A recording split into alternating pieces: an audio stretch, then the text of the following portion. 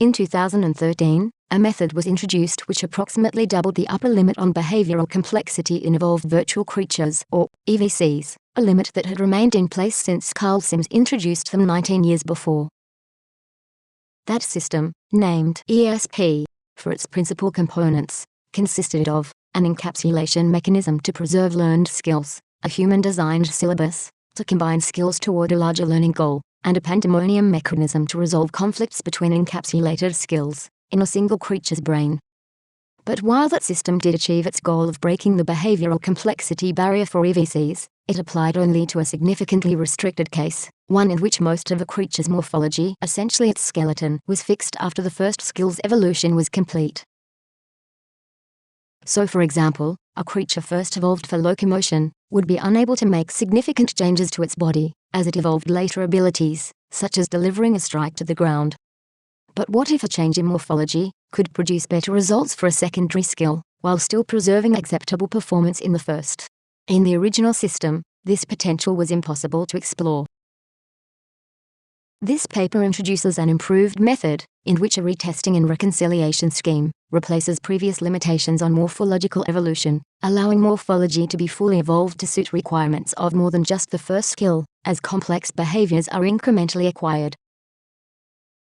So, once a creature has learned locomotion and begins to acquire a new skill, such as a ground strike, morphology can change to suit the new skill's needs, while any existing abilities are maintained to prescribed levels, even within the newly modified body.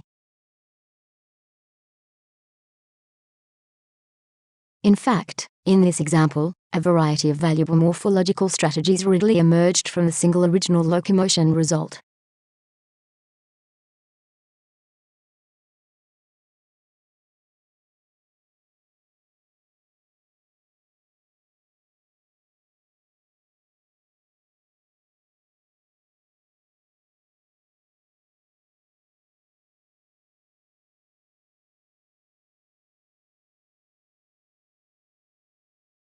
In summary, this new technique adds two primary benefits to the original ESP system: a greater variety of strategies for accomplishing each task, and the potential for increased fitness scores.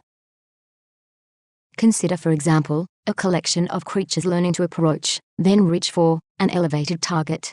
After initially developing body and brain for locomotion exactly as in the original system, they will now learn the additional skill of a high reach. In the old system, when this locomoting creature learns to reach up, all useful results succeed by jumping or tipping, using the existing segments and joints, as seen here.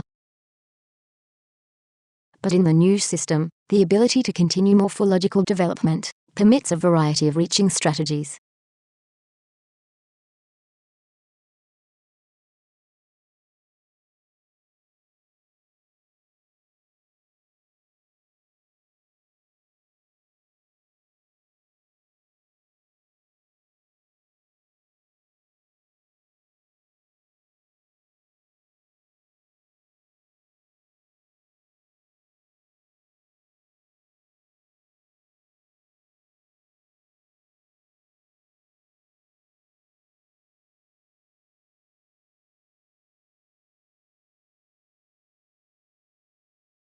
In other cases, the new morphological evolution capabilities permit the same strategies to be pursued more effectively.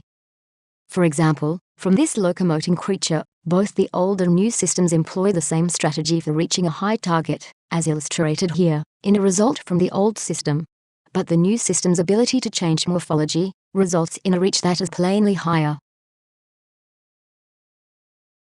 And in some cases, both variety and superior fitness scores are achieved.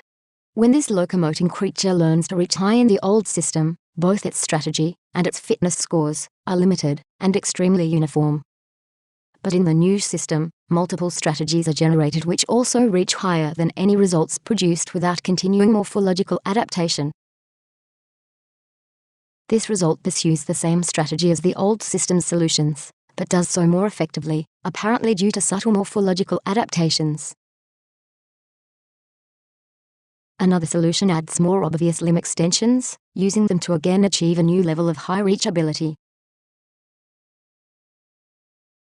And finally, This solution further increases its score, through even more dramatic changes in morphology.